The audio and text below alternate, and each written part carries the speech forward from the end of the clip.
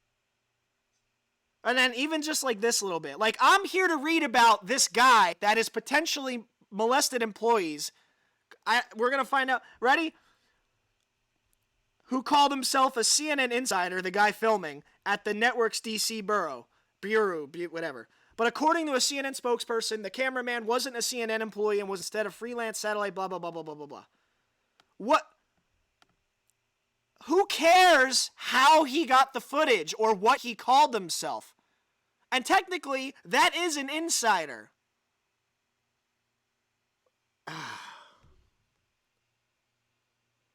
And it's like, who cares? We care about Steve. Do you guys, are you understanding? Okay, hopefully, I don't know. One insider called the secret recording gross. No, it's gross that this guy has yet to make a comment about people accusing him of something pretty freaking huge, man. Career ending.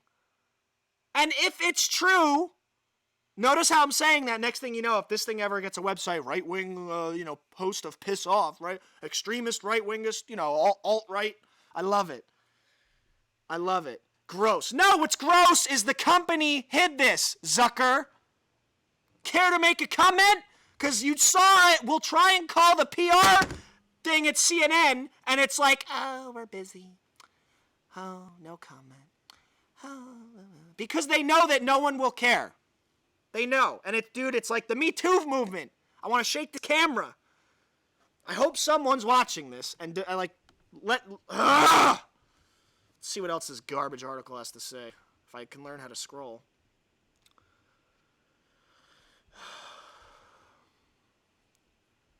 I'm just curious. Where's the comments? Hello? Are there no comments? Oh. Hidden camera exposés are bad now. Right, that's sarcasm. Right, apparently it's bad now to capture, stuff like that. Thank you, PP91303! What a joke. Project Veritas doesn't manipulate videos. That is what the mainstream media does. The whistleblowers, why is that even an issue? Thank you! As for this story's emphasis on secondhand accusations, why is that even an issue? The whistleblower's account of the Trump phone call was secondhand, and so is all the testimony. Thank you! Thank you! Trump gets put on trial for secondhand accusations, and they call them heroes. Woo! Rachel Maddow, thank God we have people doing the right thing. I'm not a Zionist satanic cabal puppet. And then Project Veritas doesn't manipulate. They just post and ask questions, and it's like, ugh, evil company, you alt-right wing Nazis. Decided to spend more time with his family, yeah. Right, exactly. Exposing the truth is neither right-wing nor left-wing. That's like a tweet right there. Exposing the truth. That's right. They call WikiLeaks. Don't even get me started. WikiLeaks will be another episode. I'll worry about that then. All right. So that's you're getting it here.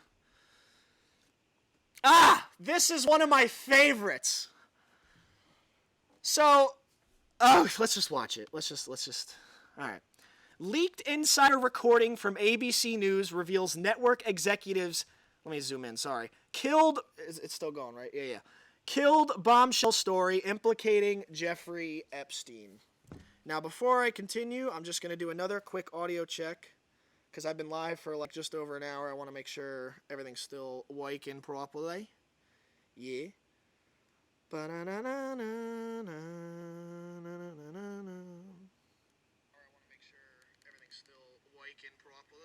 All right, word. All right, sorry.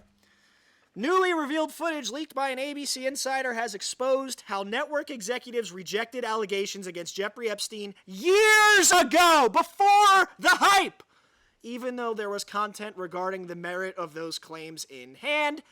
This is a quote, and we're going to see the video. I've had this story for 3 years. ABC would not put it on the air, says Good Morning America host, breaking news anchor, and 2020 co-anchor Amy Roback. It was unbelievable. We had Clinton. We had everything. I'll discuss my opinions after this video. We had her whole allegations about Prince Andrew, which, another time, John. I got a little concerned about why I couldn't get on. Describes how she interviewed a woman who had the courage to come forward years ago about Epstein. She had pictures. She had everything. She was in hiding for 12 years. We convinced her to come out, convinced her to talk to us. Robach details ABC's initial response to her. Who's Jeffrey Epstein? No one knows who that is. This is a stupid story. ABC's initial response. Who is this guy? It's a stupid story. Even though back then it was well known that he was friends with all these high-up people. Gates, Clintons, the royal family, other billionaires, Harvey Weinstein. There's pictures of him with like everybody, Oprah. It's ridiculous. Let's watch this. This is gonna blow your mind. This is. I've had the story for 3 years. I've had this interview with Virginia Roberts. We would not put it on the air. First of all, I was told, who's Jeffrey Epstein? No one knows who that is. This is a stupid story. Then the palace found out that we had... Look at, this is a quote from a woman, this news anchor, right, who had the story, right, talked to one of Epstein's victims. The palace, the royal brigade, we can do no wrong, oh heavens. Then the palace found out that we had her whole allegations about Prince Andrew, and they threatened them in a million different ways. That should be biblically proportioned news. That should be like Salam, England, the whole UK, everything they own, all of Europe. This should be worldwide front page news. And it's not. That the royal family threatened ABC based off of some random woman's accusations about Prince Andrew. And that she had evidence, which means that it's true that Prince Andrew is this disgusting little bucket of just maggot filth, and the family knows about it, and they let it happen, and they threatened anything negative to come out. Why not just kick Prince Andrew out of the family if you're not involved? Let the story leak, and then have the Queen go, this is disgusting, I don't want him in my palace,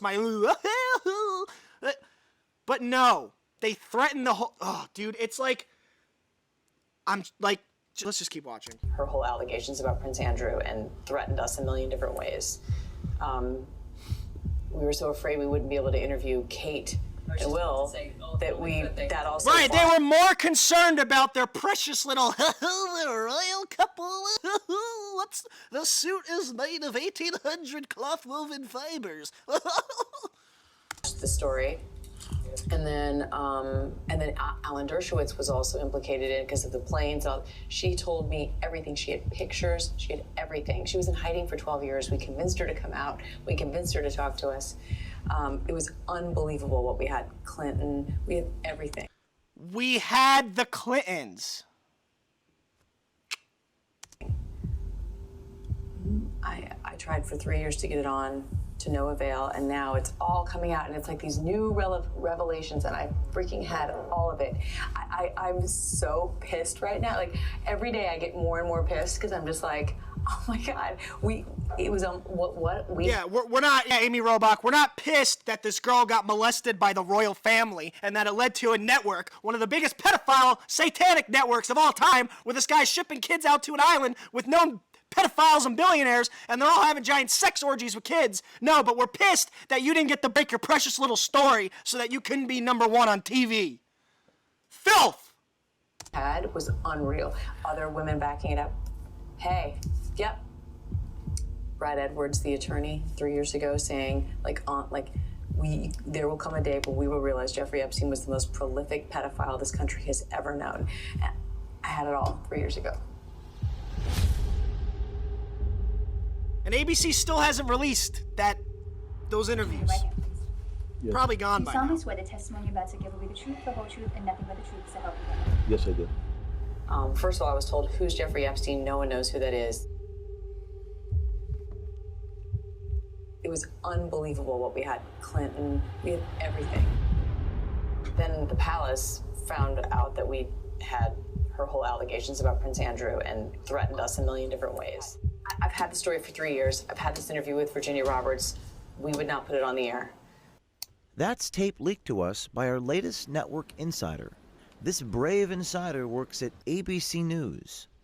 ABC News anchorwoman Amy Robach is talking to her producer on a hot mic. She says she had the Jeffrey Epstein story 3 years ago, and her bosses at ABC News spiked it.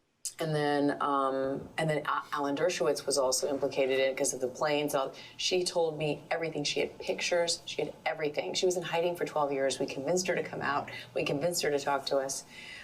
It was unbelievable what we had. Clinton, we had everything. I tried for 3 years to get it on, to no avail, and now it's all coming out, and it's like these new revelations, and I freaking had all of it. I'm so pissed right now. Like, every day I get more and more pissed because I'm just like, oh my God, what we had was unreal. Our insider told us this tape was recorded earlier this year in late August, a day or so after this NPR report came out sharply criticizing ABC News for not broadcasting the Robach-Giuffre interview years ago. ABC has episodically covered the scandal, yet the interview was never broadcast, and Giuffre says she was never told why. Other women backing it up. Hey, yep. Brad Edwards, the attorney, 3 years ago, saying, there will come a day when we will realize Jeffrey Epstein was the most prolific pedophile this country has ever known. I had it all 3 years ago. But the creepy thing is that we would make access to all of these high-profile people. Well, then I got a little concerned about why I couldn't get it. On the leaked insider tape, Amy Robach says she had the Jeffrey Epstein story 3 years prior, but her exclusive interview was shelved. Robach says in the leaked tape there was a lot of pressure from Buckingham Palace. Like, think about it. The royal family. According to NPR, the famed lawyer Alan Dershowitz also pressured the network to kill the story. Shortly before the interview was due to air, Harvard emeritus law professor Alan Dershowitz called the network.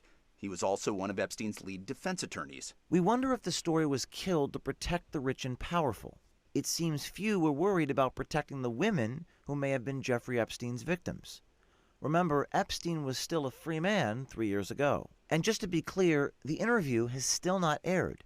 What is ABC News waiting for, or who are they still protecting? She told me everything. She had pictures. She had everything. She was in hiding for 12 years. We convinced her to come out. We convinced her to talk to us. It was unbelievable what we had. Clinton, we had everything.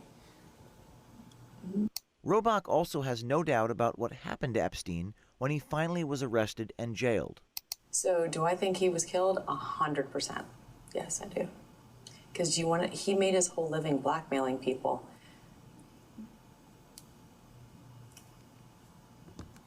Yeah.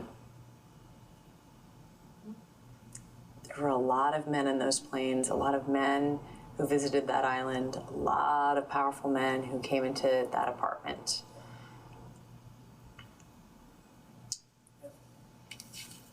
I mean, when I heard he was found in his cell, I knew immediately.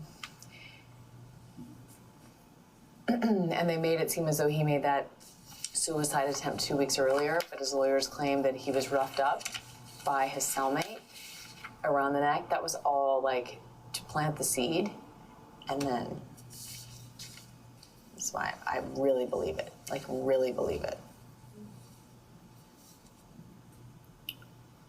The last of the leaked tape has Robach talking about alleged Epstein conspirator Ghislaine Maxwell and how she should be very careful. He's got to have left evidence, like, in the, unexplained. Well, Ghislaine Maxwell, who I had all sorts of stuff on her too. I love it. I'm like, it's so funny to hear everyone say her name now, because I'm like, oh my God, like, I had all the, and everyone was like, who's that? Who cares? I kept getting that. Who cares? She knows everything. She knows. Who cares about a pedophile? Who cares? Who cares about this guy that's got a network of kids on his island? Who cares? Who cares? She should be careful. Well, she was his, like, she went out and recruited all of these girls. Stand by. She should watch her back. Because if she goes, I mean, I'd have like security guards all around me. The brave insider who leaked this tape to us does not know who at ABC News spiked the story, but someone at ABC does. Our question: who killed the Epstein story at ABC News and why? Help us find out. James Goldston is the president of ABC News. What did he know, and when did he know it? Here's the landline number for ABC News President Goldston and his Twitter account. If you're an insider at ABC News or any other major... It's absolutely disgusting. It really is.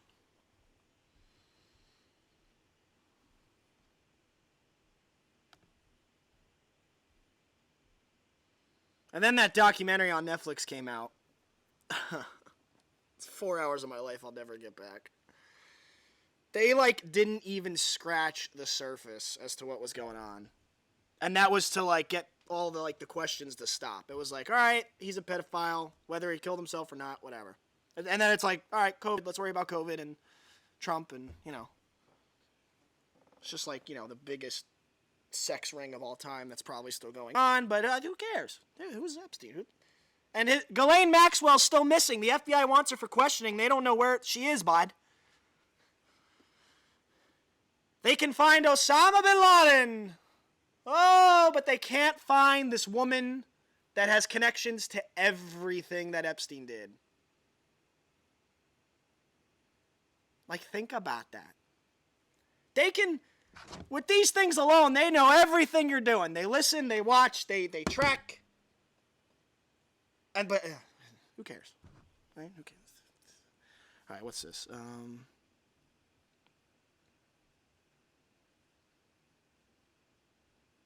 Oh, this is okay. All right. Guilty verdict against David Daleidine, whatever, as abortion industry flexes its muscle. In a decision that showed the influence of the abortion industry, a federal court in Cali found David, guilty and awarded Planned Parenthood approximately $2.2 million for his work exposing the abortion industry, including the potentially illegal, I keep forgetting to blow this up, illegal sale of aborted baby parts. You're reading that correctly. This isn't a conspiracy. This happened. This is real. This is the world we live in now. Ugh. PP did not 2025, I'm still laughing at that. Did not contest the accuracy of Daleidine's undercover video reports. They sued him for trespass and other alleged illegal methods he and his colleagues used to conduct the investigation. Prior to the jury deciding the case, the judge ordered the jury to include in its verdict that he had in fact trespassed. This, coupled with some evidentiary rulings that weren't against Daleidine, left him in a precarious situation. In a precarious situation with no respect to what the jury could rely on to decide his fate. Some journalists and supporters of Project Veritas have described this verdict as a blow to undercover journalism. That's right! I remember I was watching InfoWars with my mom, and she saw this leaked footage of them admitting to selling dead babies. And she's like, that's ridiculous! That can't be true! Alex Jones is out of his mind! How, this would be mainstream news. And then the next day, this guy gets arrested, but Planned Parenthood, nothing happens. Nothing happens. No one questions. They're all mad at this guy. This guy's a jerk. Blah, blah, blah. I support Planned Parenthood. Right? This isn't an issue of abortion. This isn't what that is. That's a whole nother thing. Right? Oh, I support abortion. I don't support abortion. That is not a part of this. Get it out of here. I don't care if it was Kellogg's cereal. They're selling dead babies for profit. And it makes sense now why they're encouraging abortions like all the time. And abortion rates have skyrocketed in the past 50 years. And they arrested this guy. That's like arresting Martin Luther King for what happened to George Floyd. You know what I'm saying? Excuse me. It's like, it's just so backwards. The justice system is so messed up in so many ways, whether it's a racial thing, or if it's a corruption thing, or if it's a Epstein thing. This guy's life is now ruined forever for doing the right thing, and nobody cares enough to help. And that's part of what this show's about, man. Some journalists and supporter, the civil lawsuit was never about undercover journalism. The jury verdict represents a simple affirmations of basic law.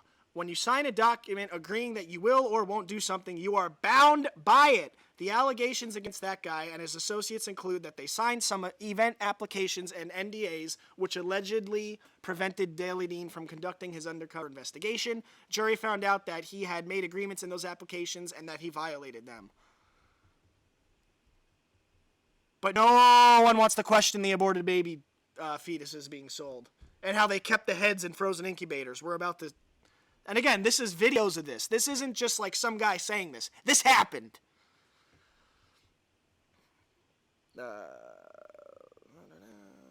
Yeah, let's just watch it.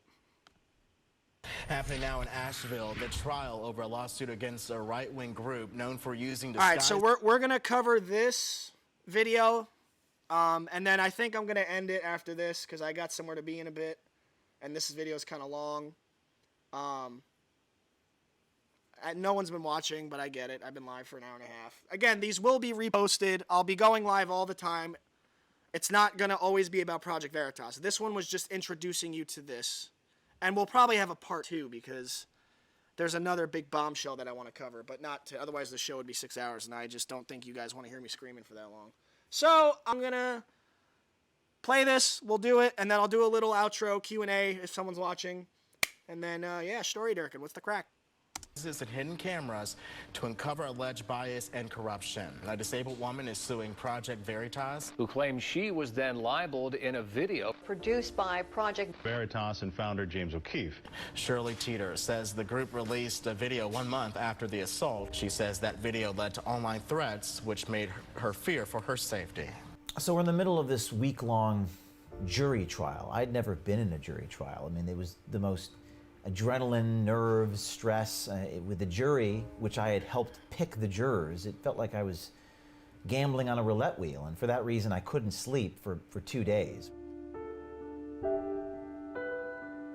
I believe that this is an attack on the First Amendment and the press in general by people who politically disagree with us, and we will be victorious. So we're in the middle of a jury trial, and it was really extraordinary, almost like To Kill a Mockingbird level stuff. You had this extremely sympathetic plaintiff, and I think the opposing lawyers were betting on this issue because our side couldn't figure out what law or facts existed that would prove a case.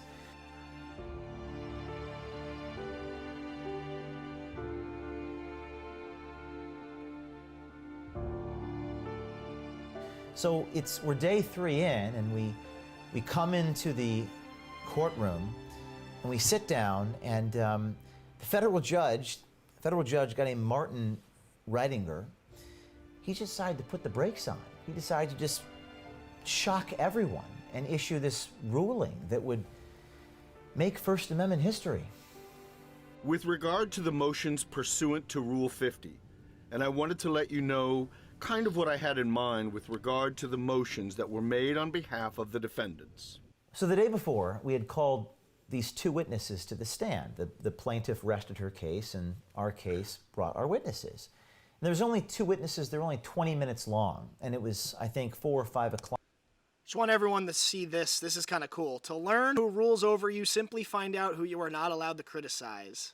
That is huge. That's another tweet right there. And the judge said, let's try to get these 2 witnesses in before we rule on some motion stuff. So these 2 witnesses just had some things to say that questioned Shirley Teeter's credibility. They testified that she walked up to her assailant and touched him on the shoulder, and he sort of swatted her away. Some things that questioned her or impeached her credibility. And then these 2 witnesses were done being cross-examined by the plaintiff.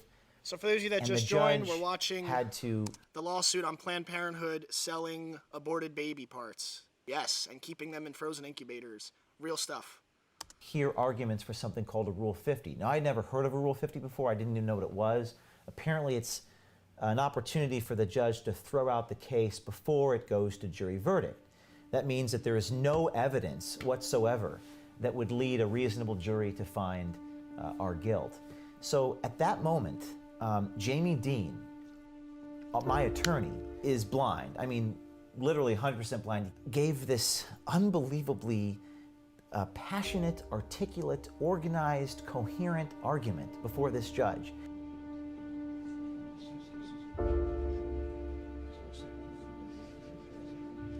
This video's like lagging a bit.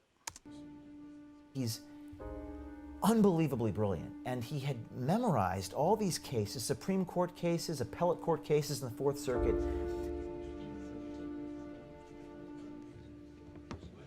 Jamie had two arguments: that there wasn't any actual malice, there couldn't be any malice, and there wasn't any defamation per se. There was a scene change, there was a point in the video where we transitioned to talking about something else, and the opposing counsel was saying that everything in the video defamed Shirley Teeter, even things that were said minutes later.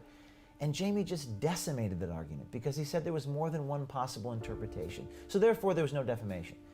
For 30 minutes, this man who's carrying a walking stick in court stood up and made this argument, and I was in awe. I mean, I was staring up at Jamie, and the judge seemed to me to be in awe. He was just sitting at the bench, just listening intently without interrupting him. And then I was waiting for the judge to interrupt Jamie, but he never did.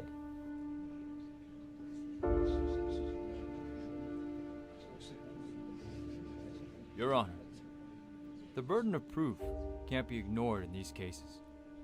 The First Amendment requires a heightened burden of proof. The Supreme Court has guided that burden of proof must be considered on a directed verdict. So, a scintilla of evidence isn't sufficient.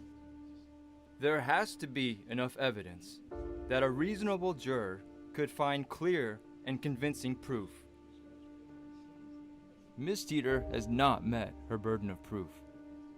She's had her day.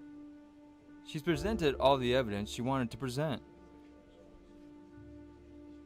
We would argue that the story here, even if Ms. Teeter had denied that she was one of Mr. Fovel's activists, that doesn't undermine the value of the reporting. Exactly.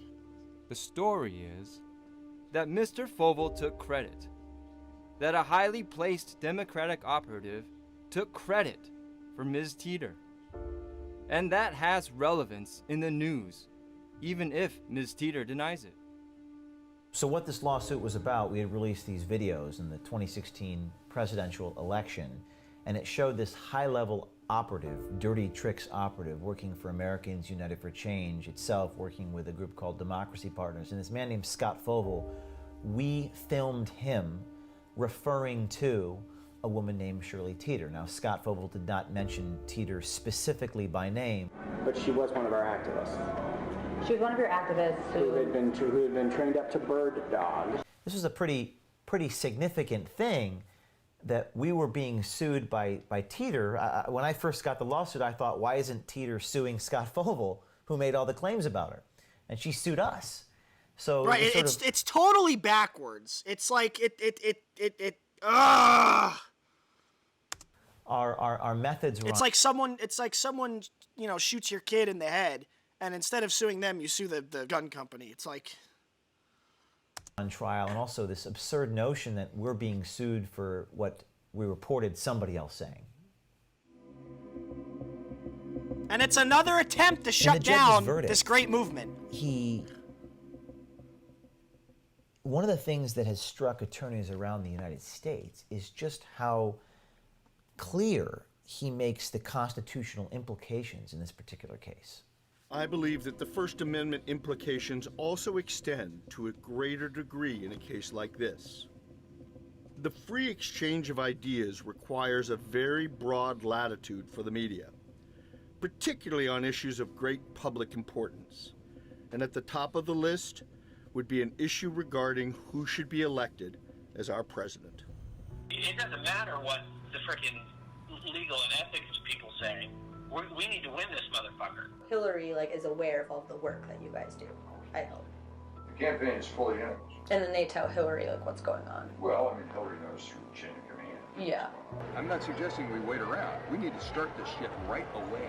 Okay. On every one of these fronts. Okay. Therefore, if citizens and the media are handcuffed by a fear of liability, that's detrimental to political discourse.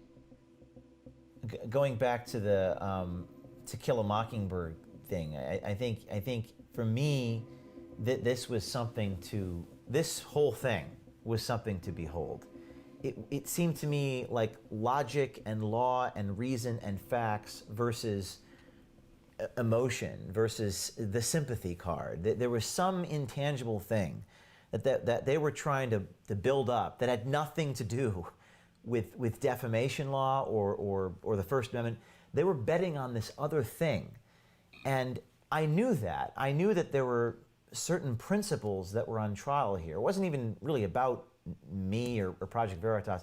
It was about principles and that versus what they were trying to create.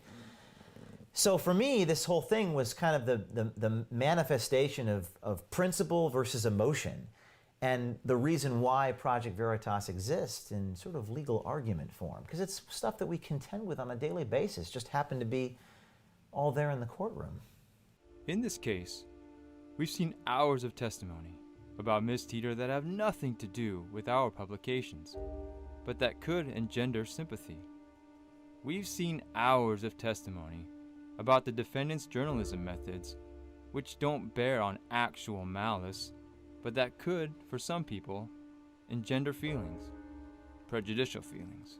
So Jamie Dean, the blind lawyer, who gave a 30-minute long, incredible argument with the judge listening intently. Jamie finishes, and the judge just pivots, the federal judge pivots to the opposing counsel, a woman named Dixie Wells. And if you look at the other side of the courtroom, there's 5 or 6 people sitting, like a gaggle of attorneys. And everyone who has taken a look at this case and people who visited the courtroom has asked me, why do you only have 2 attorneys and they have half a dozen people? I don't know. To me, something seems afoot. One of these guys is from Ohio. Apparently, he was affiliated with the Bernie Sanders campaign. And Teeter says that she was a Bernie Sanders fan. I don't know what's going on there. But it was strange. I don't know how Shirley Teeter affords all of these seemingly high-priced attorneys. But the judge... Just like Dr. Ford with Kavanaugh. And then that Democratic senator handed the lawyer a big old envelope there at the end of it, patting him on the back. Good job. Satan loves you. Bow down. Pivots over to Ms. Wells and says, Ms. Wells, what do you have to say? And for the next, 20, 30 minutes, unlike the 30 minutes where Jamie Dean was speaking uninterrupted, the judge constantly interrupts.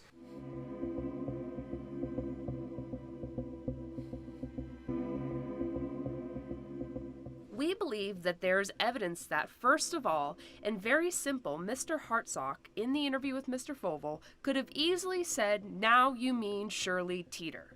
Well, you say, could have said. In other words, you're now saying that an element of actual malice or proof of actual malice can be from the interviewer not having done a good enough job? So here we have an investigation. We have an interview where the interviewer did not take what would appear to be a very elementary step. I need to stop you there, because that's one of the things I've heard recurrently through this case, that the argument troubles me. And then the judge said something that I will never forget, ever. Sitting federal judge brings up Mike Wallace and CBS News, which was... I was looking at Ms. Wells, I was looking at the judge, this back and forth where the judge is saying something in his own way, a federal judge, constitutionally appointed federal judge, saying what I'm feeling. He's articulating what's in my heart, but saying it in a way that is more profound and more direct and from a position of authority than I could ever have. He looks at Ms. Wells and basically says, what if they did this to Mike Wallace? I realize Mike Wallace is dead, but I think about in terms of, well, if Mike Wallace did that, could someone have sued him? And if Mike Wallace conducted an interview of some person, and then that person sued Mike Wallace and CBS, alleging, well, there was actual malice there because Mike Wallace just didn't ask enough questions, how quickly do you think that case would be thrown out of court? It just seems to me that that sort of standard for any type of journalist is one that eviscerates the First Amendment, doesn't it? Your Honor, I do think it would be very hard to say to a journalist the fact that you didn't ask a question is actual malice. I'm very concerned about making any ruling that is not only detrimental to the First Amendment, but eviscerates the First Amendment. That's why I keep running that Mike Wallace analogy through my mind. If you made this argument against Mike Wallace, would everybody in the room laugh? And with candor, Miss Wells, there are some parts of your argument that if you made that argument about Mike Wallace, people in the room would laugh.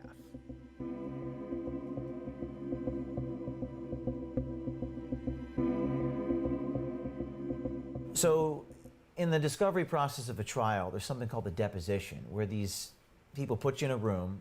In my case, there were 4 of these attorneys in this room with me, asking me these questions, and you have to be, you're under oath.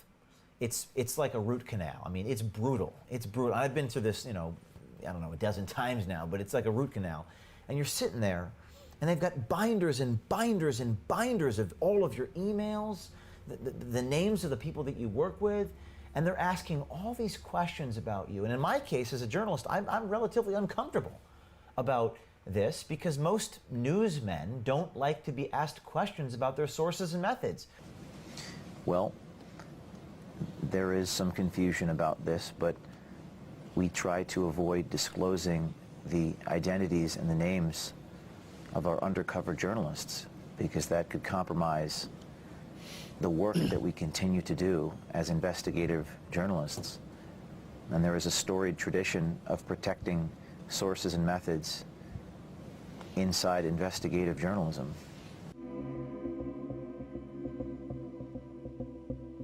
This is huge stuff. This is huge. But I understand that I'm held to a higher standard, a different standard, which I think is one of the things underlying, the reason why we're on trial here and the reason why it's unfair. But in any event, I was asked questions like, what do I think about Shirley Teeter? And they're trying to get me, it's clear in these tapes, they're trying to get me to say my opinion or trying to make a case for something that was other than what my reporting was. You can see it at one point during one of these depositions. Was Shirley Teeter a bird dogger? I can only speak to what Scott Fovel said about Ms. Teeter. Well, was she? I can only report what Scott Fovel said. See, now does this look like right-wing journalism to you? Does this look like bias, altered? Like, this guy is like as middle of the road as I think I've ever seen. And I have a degree in this stuff, journalism and broadcasting. This guy is... For those of you that don't know, earlier we were on a website talking about Project Veritas. The alt-right, the right-wing based company, the blah, blah, blah, and These incidents. Does that look like a Nazi to you? No! What's your opinion? My duty as a journalist is to report accurately what people tell me. That is the extent to my duty.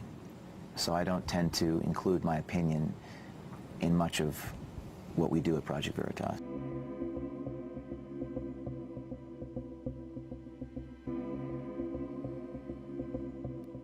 The first 2 rounds of questions are essentially, Mr. O'Keefe, will you in fact vouch for the 100% veracity of your source? No journalist would do that. No lawyer would do that. But then it goes to, well, what's your opinion?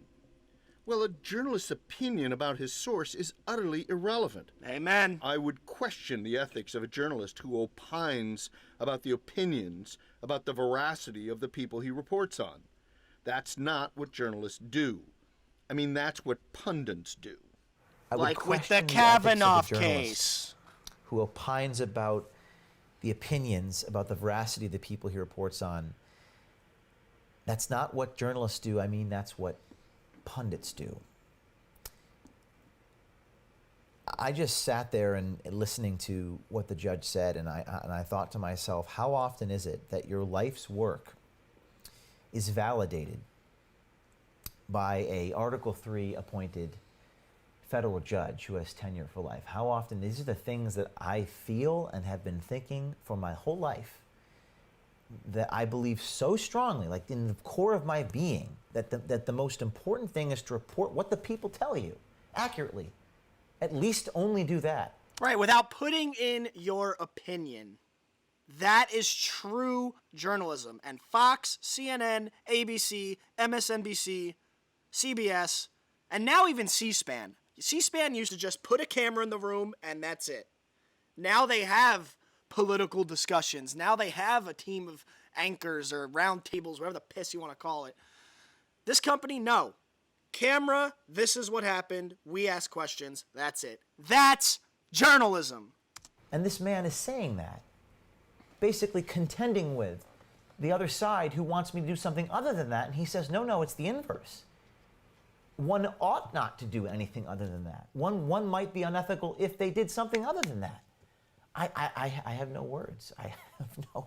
I have no words to describe the feeling it felt like. The only word I can think of is justice, the sweet justice of hearing this man who has the authority under the law to say the very thing that belies why we exist. And he said it. And he said it at just the right moment to this person who I felt was trying to change the law into something that it ought not be. And I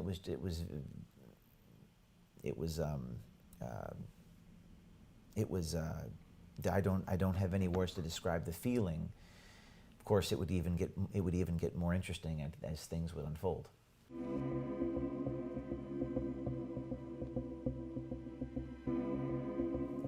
So one of the things that they asked me in the deposition as I was testifying was, what about this so-called scene change where you're filming Foval making these statements and then you cut to another scene?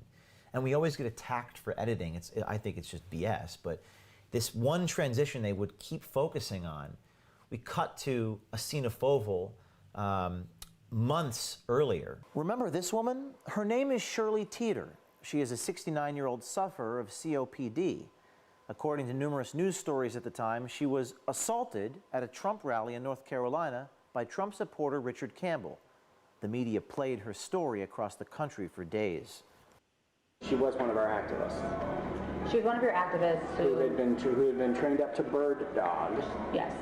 So the term bird dogging, you put people in the line at the front, which means they have to get there at 6 o'clock in the morning, so they're getting the front of the rally, so that when Trump comes down the rope line, they're the ones asking him the question in front of the reporters because they're pre-placed there. To funnel that kind of operation, you have to start back with people 2 weeks ahead of time and train them how to ask questions. Right. You have to train them to bird dog. No, I'm saying, we have mentally ill people that we pay to do shit. Make no mistake. Over the last 20 years, I've paid off a few homeless guys to do some crazy stuff, and I've also taken them for dinner, and I've also made sure they had a hotel and a shower, and I put them in a program. Like, I've done that. And Foval's talking about... That's how sick hatred towards the other side gets. And that's both sides do that. It's disgusting. About the other things that he does. He recruits homeless people. He recruits union guys who are rock and roll. And he says, the same thing is happening with all these protests, with the radicals that are paid off. We'll get to that later. That's another episode. Quote, mentally ill people he pays to do shit, unquote. This is what Foval was saying. And they were trying to make the argument, which is I thought was ridiculous when I was asked about it, is, well, all this other stuff over here relates to Shirley Teeter. Now, interestingly enough, When that argument went to court and the opposing counsel, Wells, was making the argument, the judge bought none of it. Your Honor, proximity and where. This is a clipped video. This is clipped and sliced. They chose where to put the content, right after the talk about she was, remember this woman. The very next thing is, I'm saying we have mentally ill people that we pay to do stuff. Make no mistake. That's the very next sentence, Your Honor. And the very next one after that is about unions. So why isn't it a statement about Ms. Teeter being a union member? Where is the line? Because all of that part This is a we're good talking judge, about man. right now is in that different clip where he's wearing different clothing. It's obviously from a different time.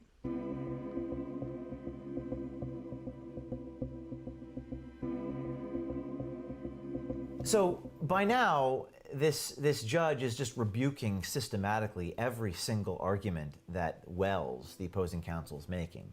So at this point, Wells starts coming up with pretty spurious arguments. She starts talking about how Foval was an unreliable source because he's saying all these just unethical, I guess, incriminating things. And I'm sitting there listening to Wells thinking, well, wait a second. He's not credible because he's making arguments that incriminate himself? Did I have any qualms is your question.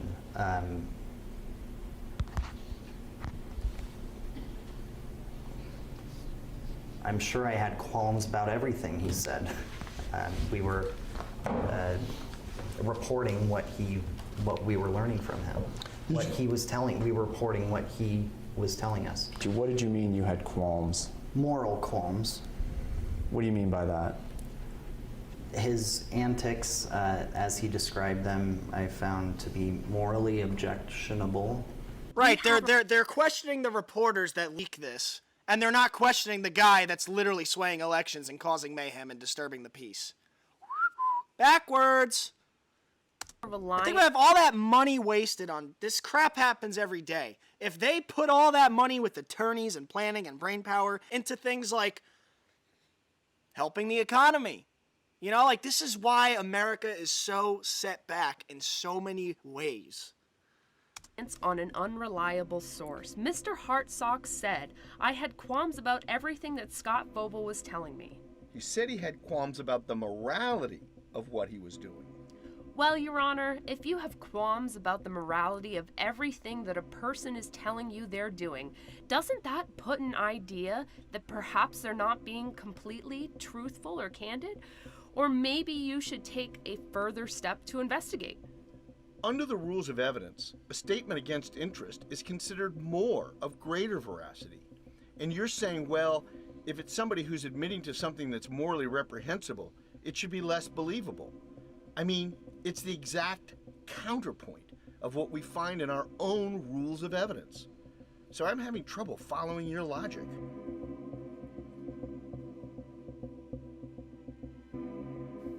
So then the lawyer transitions to, I guess, some type of attack on our methods of surreptitious recording, which, by the way, has nothing to do with the case. Has nothing to do, there's nothing illegal about recording someone as long as one party is present. And as long as the person knows they're being talked to, it's a conversation, and you're reporting via recording what is taking place. So the counselor was trying to bring up this point, and again, the judge had none of it. Your Honor, you've called it an interview, and I may have slipped and called it that as well. This was taped at a bar in different places where the person did not know that they were being interviewed. He knew. Then Wells makes the case to the judge, clearly grasping at straws, and the judge kind of said that in so many words, that they had sent us a retraction letter asking us to correct our reporting, and of course there was nothing to correct. We stood by reporting, and tried to make the case that the fact that we got this retraction letter and didn't act upon it was evidence of actual malice. And I'm not a lawyer, and I didn't pass the bar exam, but I had listened to enough arguments to know, first of all, that's absurd. But second of all, it can't be negligence or actual malice if you're informed about something well after the time of publication. So this is an attorney making this argument. And I just thought to myself, that doesn't make any sense. On principle, I wouldn't publish a correction about something, first of all, that I accurately reported, but this occurred well after, I mean, maybe even a year after the actual publication of the videotape of Scott Fogle making the claim. After a retraction letter is sent to them, before this lawsuit's filed, they don't do anything, so... What does that have to do with actual malice here? Thank you, I mean, God, that's this in a judge is totally on different point, context. That's what's done or not done after the publication, or after the accused document is set forth. What does that have to do with whether or not there was actual malice in the publication of the document? You're saying, oh, it's the big picture. It's all the pieces together. And it seems like every piece that you point to is a piece that hurts your argument rather than helping it. And you can't have a bunch of -1s and add it up to 20. It just doesn't, it's just not math. So back to Wednesday morning. I'm walking to the courtroom. I'm 10 minutes late. It's 9:10, and the U.S. Marshals take my phone and they make me put it in a locker, and I'm busy on my phone. I know that I'm late. I know the jury has probably assembled, but I'm okay with it. And it's like 9:07 or 9:08. I know that there's been deliberations for about 10 minutes, and I walk into the federal courtroom and I hear the judge talking. And I walk in. I know my attorneys weren't really thinking that this judge was going to rule on this Rule 50. It never happens. As far as I'm concerned, it's as rare as a unicorn. So I'm walking in the courtroom and I hear the judge saying, "I will start with a point of extreme bias." I hear those words. I'm walking up to the wooden bench to sit behind my lawyer, and I'm thinking, well, maybe the judge is about to talk about he's biased in favor of the First Amendment, but I didn't know where he was taking it. And I heard him say something like, I have enormous confidence in juries, that's my bias. I'm thinking, this is going to go to a jury verdict. The jury, he is going to let the jury rule on this case. Because he talks about how biased he is in favor of juries.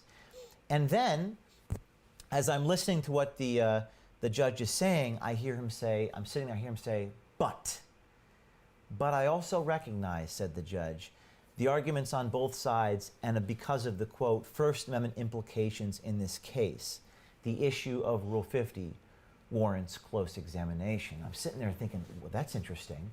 So he's going to get into that discussion, but maybe he'll still rule against us. After all, it is just a discussion. The judge even says he was pretty hard on Ms. Wells, so maybe he's going to let this go to jury. The judge says when there are First Amendment implications, there are great societal implications.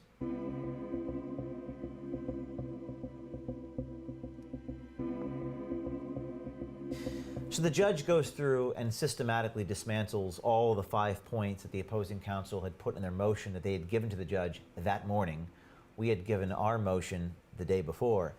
And at that point in the conversation, the judge talks about this thing about reeds, the thinnest of reeds, and cited the Supreme Court, this lobby case, and said, I have to make a decision about whether the jury could even possibly find clear and convincing actual malice. Any one of these points, if they are evidence at all of actual malice, would constitute really the thinnest of thin reeds. And these very thin reeds, which I believe, as to several of these, are really no evidence of malice at all, are insufficient to meet the standard. So I was sitting next to my executive director, Russ Verne. He was sitting right next to me. I looked at him, he looked at me, he sort of winked at me.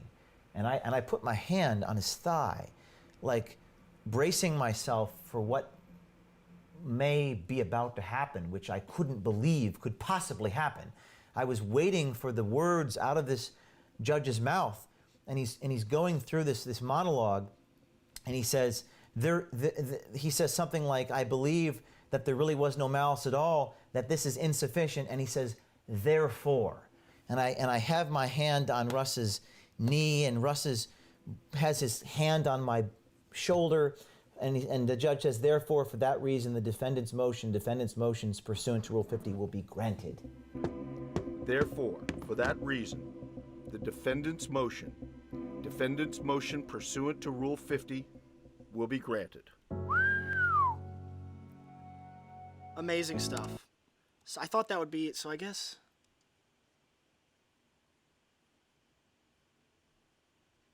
Why...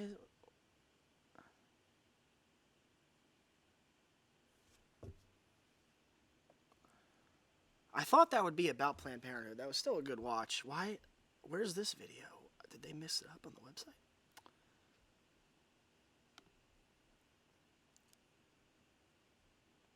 Huh.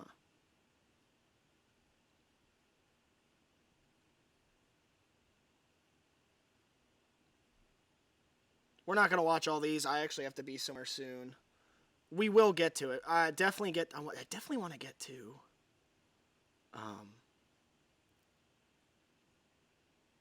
Let's check this out. Top 10 lies. Oh, yeah. Yeah, see, this is all just fake news saying Veritas is baloney. And people just buy it. Instead of actually going to ProjectVeritas.com and investigating for themselves, that's real research. And we're going to get to that in the InfoWars episode that'll come up sometime next week. They have this thing called the Wall of Shame. And it gets bigger and bigger. You can follow them on Instagram. He talks about it. And they screen cap stories that wound up being completely fake and that they've retracted them. And it goes to the Wall of Shame. It's actually pretty cool. Whoops. And this is how many times Washington Post messed up. It's way more than that, but... Where's the one about... There's one about all the CNN... It's the same thing. They got all the CNN guys saying, like, oh, Russiagate was a big nothing burger. We faked the whole dang thing. And it's like, how's that not mainstream news? Where's the retraction there? Where's the apology there? You do that to Obama and it's the end of your company, man. Bro, I'm looking just lately. It was definitely on their Instagram. They had... maybe they haven't posted it to the website yet. Oh, here we go. Yeah, so we'll get into this next episode. Because this one's huge, bro. Facebook got caught red-handed. And I know they're watching me in there. I'll probably get shut down or killed by the end of today. This video's getting posted everywhere. It's being recorded. You can't stop me. You can't stop liberty, man. Alright, so that's Project Veritas. Thanks for watching, for those of you that did. Now I have viewers. Again, once I get the better camera, you're not going to see this ugly square behind me. This is actually a green screen cloth. It'll be able to color correct it better and all that. I had to use a USB camera because I bought the wrong attachment. So yeah, thanks for hanging out. We're going to be, like I said, we're starting kind of soft. Everyone keeps like when I rant on Snapchat, everyone keeps going like, yo, like, talk about like the underground tunnels, talk about the underground cannibal movement, talk about like secret societies, talk about all that kind of stuff. All, you know, all this knowledge. Talk about Tesla and time traveling, and we're gonna get there. I want to start off soft because if episode 1 I'm talking about there's 12 dimensions, and in the 5th realm it's spiritual demons trying to lower themselves into the battle against Christ.